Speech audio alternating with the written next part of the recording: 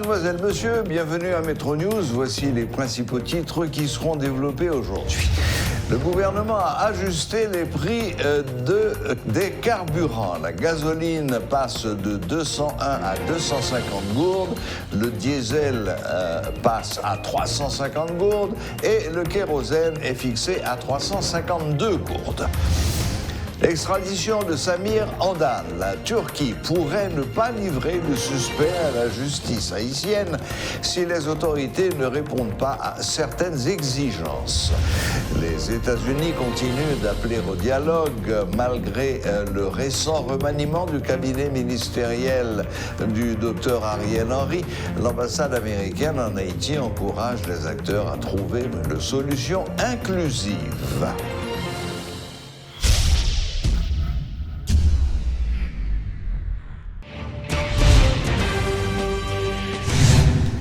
Le gouvernement annonce une augmentation des prix du carburant à la pompe. Ainsi, la gasoline passe de 201 gourdes à 250, soit une augmentation de 49 gourdes.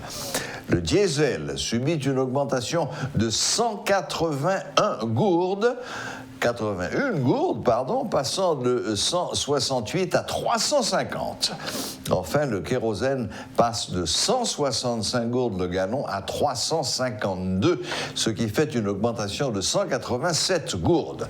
Le ministre des Finances, Michel-Patrick Boisvert, a précisé que ces nouveaux prix seront effectifs à la pompe vendredi prochain. Donc, de 2010, je nous connais arrivé aujourd'hui. C'est plus de 150 milliards de gouttes que l'État a perdu sous forme de subvention des produits pétroliers. Donc nous connaissons que pas de jamais changé dans Pompio, ça fait déjà quelques temps. Donc sur l'année dernière seulement, l'État a perdu 30 milliards de gouttes. Donc pour l'année ça, la situation n'est pas tenable. C'est ainsi que, en application de la loi de 1995 qui dit le prix au monté sur le marché international là. Faut que nous-mêmes nous fassions ajustement prix dans pompe en Haïti. Le baisser tout. Faut que nous fassions baisser.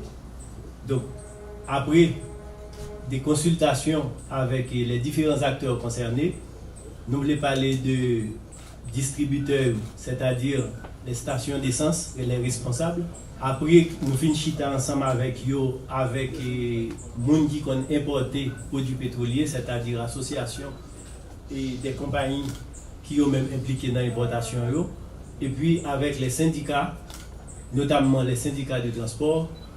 Donc, nous arrivons à la détermination des nouveaux prix qui vont rentrer en vigueur dès ce vendredi. Donc, et nous gagnons gasoline, les mêmes qui a gagné un montant de 49 gouttes qui montait sous lui. Donc, prix la vient passer à 250 gouttes. Nous gagnons gazoil, les mêmes, et ça nous est le diesel là, qui était 169 gouttes, il a passé à 353 gouttes. Nous gagnons kérosène qui était à 163 gouttes, l'a passé à 352 gouttes. Donc, prix ça et il va entrer en vigueur à compter de vendredi matin. Donc, nous faisons ajustement total sous kérosène ensemble avec diesel, sous gasoline, étant donné nous gagnons en pile transporteurs qui utilisent gasoline, notamment les motocyclistes, nous gagnons les tap-tap. Donc les mêmes, nous avons fait ajustement graduellement. C'est-à-dire l'État les coupé une petite partie dans la subvention. Donc c'est-à-dire nous avons passé le prix de 201 gouttes à 250 gouttes. Donc augmentation de, j'en ai dit là, 49 gouttes. Donc c'est prix ça nous allons gagner qui va entrer en vigueur dans Pompio à compter de vendredi matin. L'ajustement du prix de l'essence par le gouvernement est une décision anti-populaire. Les autorités devraient penser à réduire le train de vie de l'État plutôt que de prendre cette mesure, selon les Forces nationales pour la démocratie, FND. Sagesse Mécène, membre de ce mouvement politique, voit dans cette nouvelle disposition un moyen supplémentaire pour les autorités de s'enrichir au détriment de la population. Il lance un appel à la mobilisation en vue de contrecarrer cette décision prise par les autorités. Nous tous connaissons déjà, pétrole dans tout pays sous la terre sont produits stratégiques. Dans tout pays sous la terre. Pétrole sont produits stratégiques. Gouvernement, rige la population. Ils ont besoin de faire des gens qui sont pauvres déjà et ils viennent plus pauvres. Les gens montent pour gaz là, c'est l'argent qu'ils viennent faire, c'est riche qui ont besoin de riches. Sous deux populations. Les gens ne prennent pas le pouvoir pour être riches. Les gens prennent le pouvoir pour servir. Comme ça, on mène le pays. C'est une idéologie politique. Depuis monter pour gaz là, faire Haïtien vivre bien, eh bien nous d'accord. Mais depuis le pas qu'à faire Haïtien vivre bien, nous avons campé contre lui et nous avons bataille contre lui pour ça pas fait. Et c'est ça que fait nous dire Haïtien bataille parce que monter pour gaz là pas en faveur, il en faveur petit groupe ça nous ouais qui a jouir parce que pour pouvoir pour réjouir. Si nous pas lever camper, sauf que nous avons l'autre pays de l'échange. Si Haïti pas bon, nous prenons l'autre. Nous devons mobiliser. Depuis journée aujourd'hui, on chita parler ensemble. Médias, la presse, presse en ligne, médias traditionnels, peuple ici, en haut, en bas, en dehors, la ville, nous devons mobiliser. Nous devons mobiliser depuis journée aujourd'hui.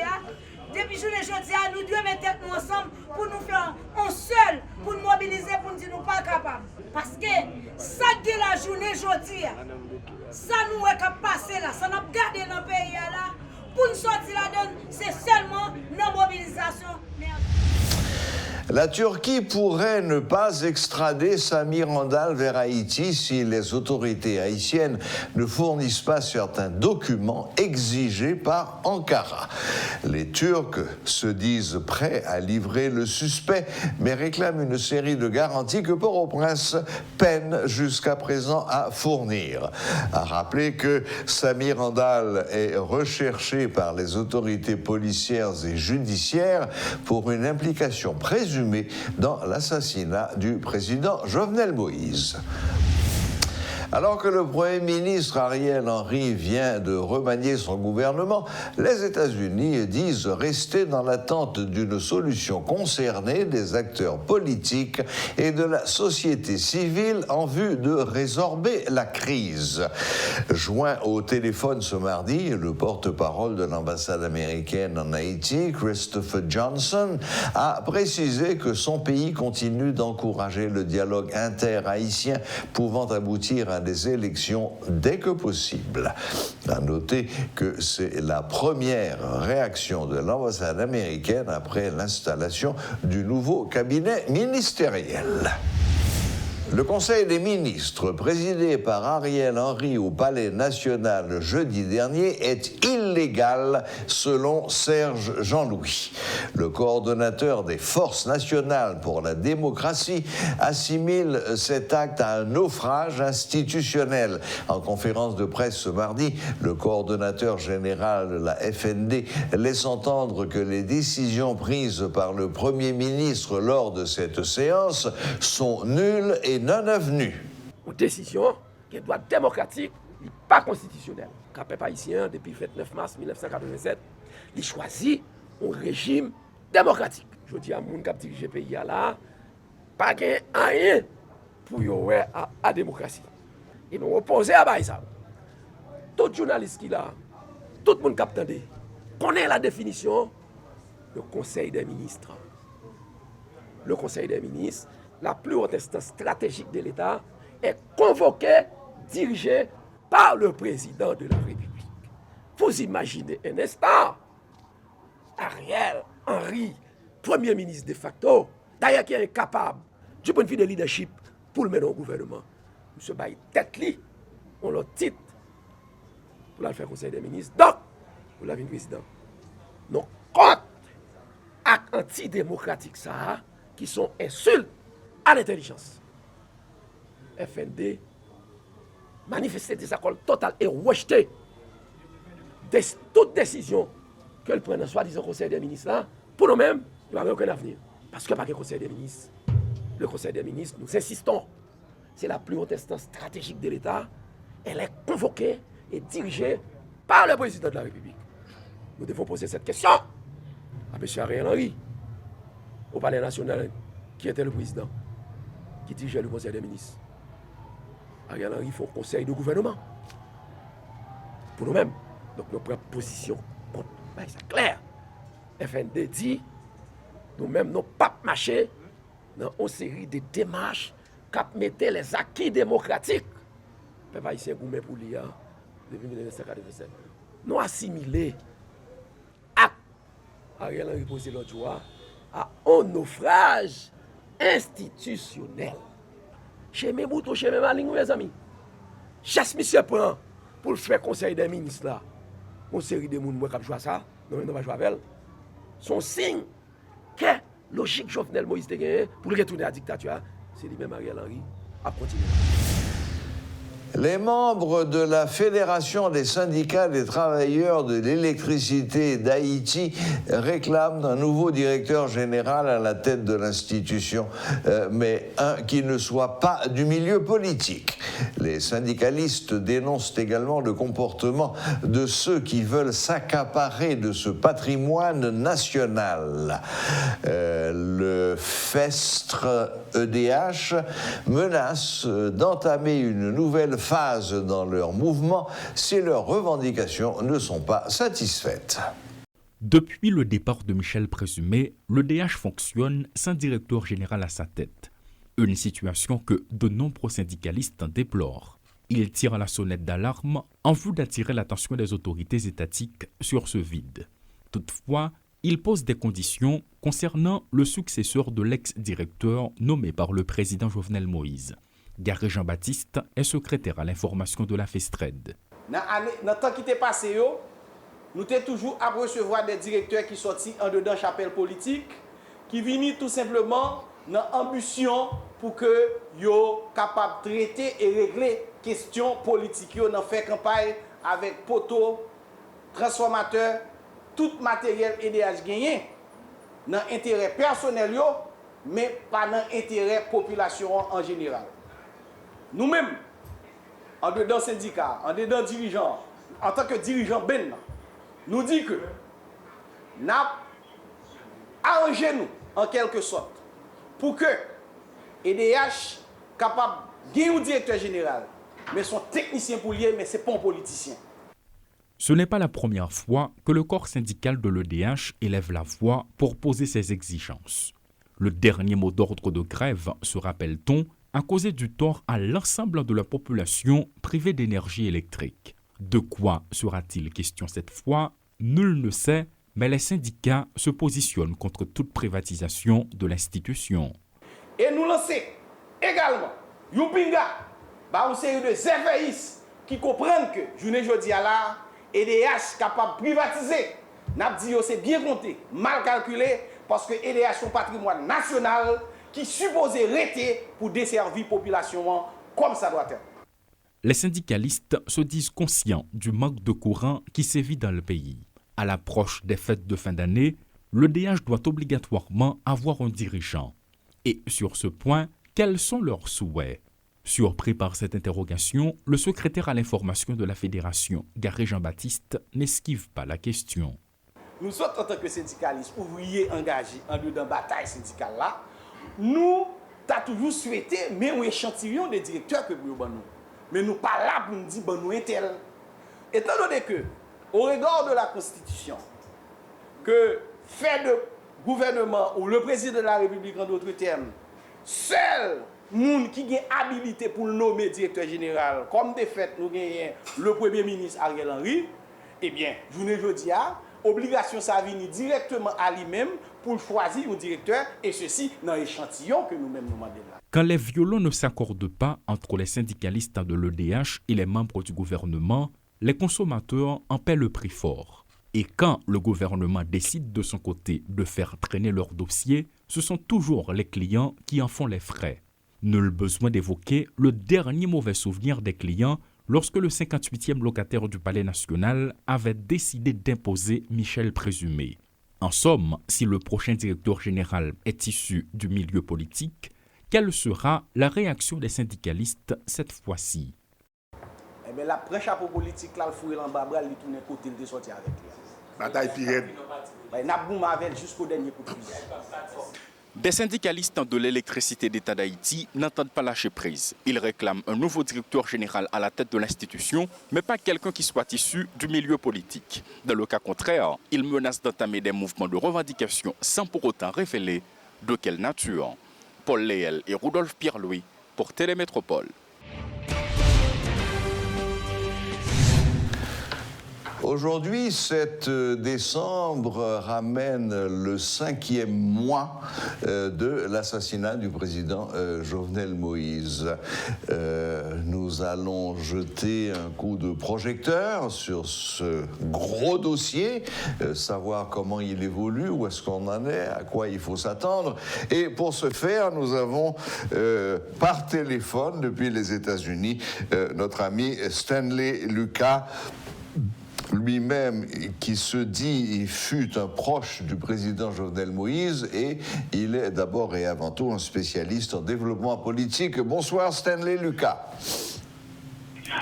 Salut Serge, je salue toute l'équipe et content d'être avec vous aujourd'hui. D'accord. Stanley, est-ce que vous avez des informations que nous n'avons pas? Bon, il faut dire que le 7 juillet, comme tu viens de le dire, le président de la République, le 58e président, a été assassiné. Ça a un impact psychologique, physique sur la population et sur la diaspora, particulièrement la diaspora. Les Haïtiens à l'étranger reçoivent des questions des gens qu'ils fréquentent. Comment se fait-il qu'en plein 21e siècle, on assassine un président chez vous? Donc, depuis 5 mois, il y a 2 mouvements qui sont en cours. D'une part, l'enquête institutionnelle par le juge d'instruction qui subit des pressions. Et ce que nous faisons actuellement, peut-être accompagner l'enquête institutionnelle qui est la curiosité des journalistes. Et l'enquête populaire, comme tu le sais en France, aux États-Unis, l'enquête populaire joue toujours un rôle très important. Tout à fait, oui. L'enquête populaire qui a conduit à la démission et à la mise en accusation du gouverneur de New York, Mario Cuomo, et de la démission du président des États-Unis, Richard Nixon. Donc l'enquête populaire que nous menons depuis 5 mois contribue à l'avancement du dossier, d'une part. D'autre part, il y a ce qu'on appelle les blocages de ceux qui ont exécuté le président de la République. Nous savons que le crime a été réalisé à travers 4 composantes. La composante financière, ça veut dire les oligarques qui ont contribué financièrement pour l'assassinat du président.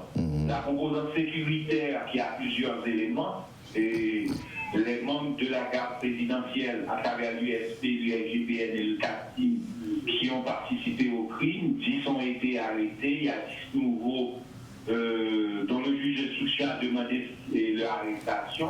Il y a l'acte de la Colombie. Dans un premier temps, le président de la Colombie avait dit que les soldats colombiens ne pouvaient pas commettre un tel crime. Il a finalement accepté qu'ils ont participé à ce crime. C'est pourquoi le vice-président de la Colombie, qui est aussi ministre des Affaires étrangères, a dit qu'ils ne feront pas l'extradition de Palacio, qui est en Jamaïque, qui a été arrêté, qui a participé au crime du président.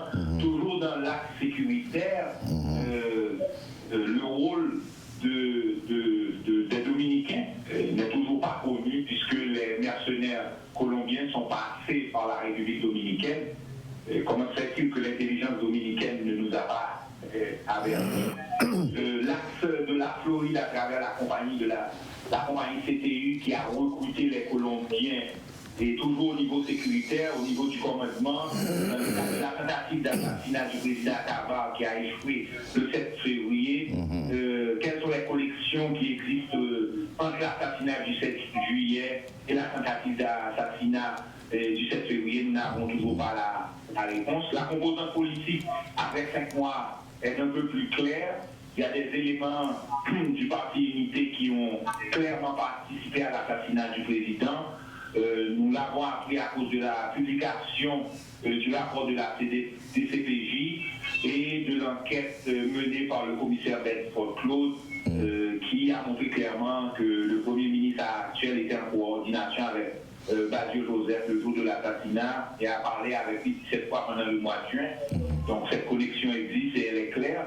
Et toujours dans la composante politique, il y a aussi les questions qui sont posées maintenant à l'ancien président de la République, Michel Martelly, puisque les 7 membres rapprochés de la sécurité de Jovenel Moïse ont été installés par Martelly et sa coalition, sa présence dans la coalition actuelle, il y a des éléments qui ont participé dans l'assassinat du président, fait qu'il y a des questions qui sont directement pointées sur Martelly. Enfin, la composante judiciaire, on sait qu'il y a au moins 2 juges de la Cour de cassation, Michel Brésil qui a participé à la tentative d'assassinat du 7 février à Tabar, juge Wendell Koch de la Cour de cassation qui a participé à l'assassinat du 7 juillet. Et les 5 mois passés ont permis de voir aussi la complicité, une certaine complicité au niveau de la Cour d'appel, du tribunal de première instance et de la Cour des comptes, puisque 2 juges avaient été identifiés comme ayant participé dans l'assassinat du président. Malgré tout, la Cour des comptes essayait illégalement de les réinstaller dans leurs fonctions pour empêcher leur questionnement. Ils ont échoué dans cette tentative. Bien entendu, il y a de nombreuses questions qui n'ont pas encore de réponse, mais malgré les blocages institutionnels, l'enquête avance et en 5 mois, on a observé au moins 18 obstructions de l'actuel Premier ministre dans le cadre de l'enquête. Bien, ben voilà un résumé tout à fait complet, exhaustif de la situation. Cependant, Stanley Lucas, j'aimerais quand même rappeler pour tout le monde, vous avez fait porté un certain nombre d'accusations ad nominem. Je rappelle que la présomption d'innocence est valable pour tout le monde et que tant que quelqu'un n'a pas été jugé et condamné, il est considérés comme innocents. Donc ils sont peut-être accusés, mais ils ne sont pas condamnés. Donc j'aimerais faire cette rapprochement. On a remarqué aussi pendant les 5 mois que le système judiciaire est contrôlé par 2 ou 3 oligarques de Pétionville. Ils ont un contrôle absolu du système judiciaire. On savait déjà qu'ils ont capturé l'État, qu'ils avaient un contrôle sur le Parlement. Mais on ne savait pas qu'ils avaient un contrôle aussi absolu sur le système judiciaire. Et c'est pourquoi notre contribution à l'enquête, et nous suggérons aux juges d'instruction d'écrire à Facebook. Facebook est le propriétaire de WhatsApp. L'adresse email est records, records@facebook.com, légal, legal@facebook.com. Comme on ne peut pas prononcer la 3e adresse en français, je vais l'épeler. SUBPOENA@facebook.com. Si le juge d'instruction prend les numéros de téléphone qui sont dans le rapport de la DCPJ et des gens qui sont suspectés, le juge d'instruction écrit à Facebook aux adresses que je viens de donner, réclamant de Facebook les messages WhatsApp de tous ces gens de janvier 2019 à septembre 2021, ça lui prendrait à peu près 3 semaines pour identifier tous les assassins du président. Tous les présumés assassins. Bien sûr. Bon, Stanley, merci. J'espère que beaucoup de gens entendront cette interview et qu'ils noteront ce moyen de contacter Facebook. Et si ça vient d'un juge d'instruction, juge Aurélien, bien oui, en effet, peut-être que ça va se faire. Mais pour l'instant, il y a un autre cas, point d'interrogation, c'est la situation de Samir Andal qui se trouve en Turquie et dont on me dit que les autorités turques ne sont pas prêtes à l'extrader tant qu'ils n'ont pas reçu un certain nombre de documents qu'ils réclament et qu'on ne leur a pas encore fournis. Bon, bien entendu, cette situation est complexe lorsqu'on analyse ce qui s'est passé le 25 novembre en Haïti, et les spécialistes en sciences politiques et en démocratie savent qu'il y a une forme de coup d'État qui s'appelle autogolpé. C'est un coup d'État qui se fait lorsqu'on utilise une institution de l'État pour faire ce coup d'État. Ça a été réalisé au Pérou avec Fujimori et ça a été réalisé en Russie avec Boris Yeltsin.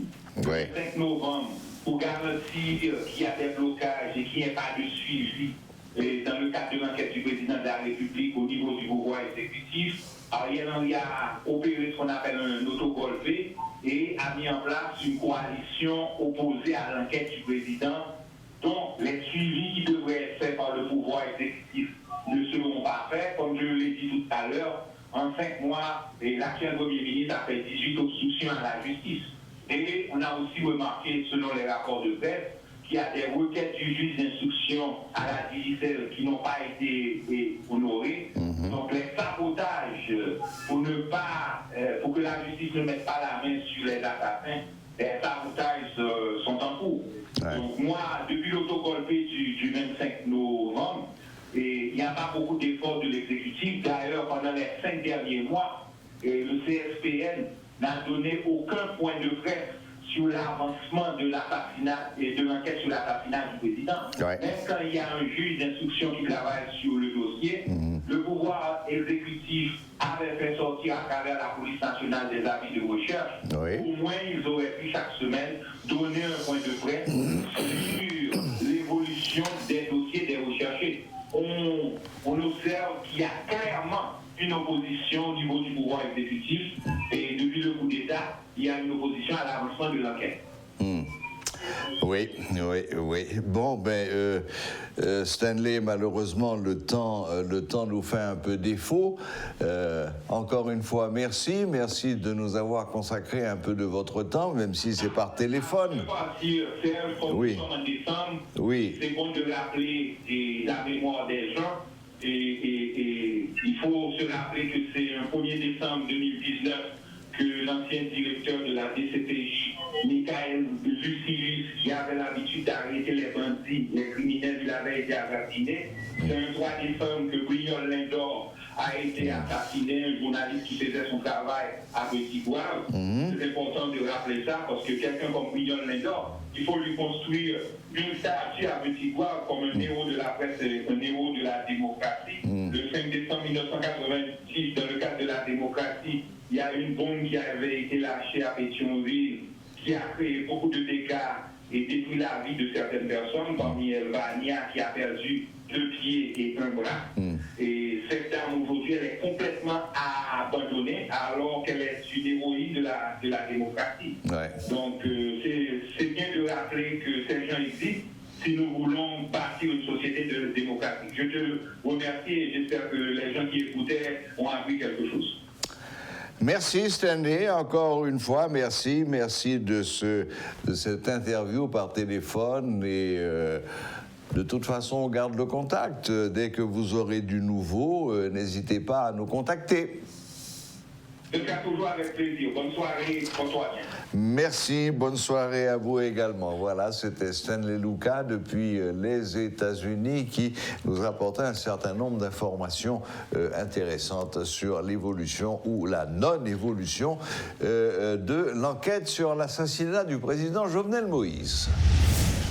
Voilà, la boucle est bouclée. Merci de nous rester fidèles et à la prochaine. Même heure, même chaîne.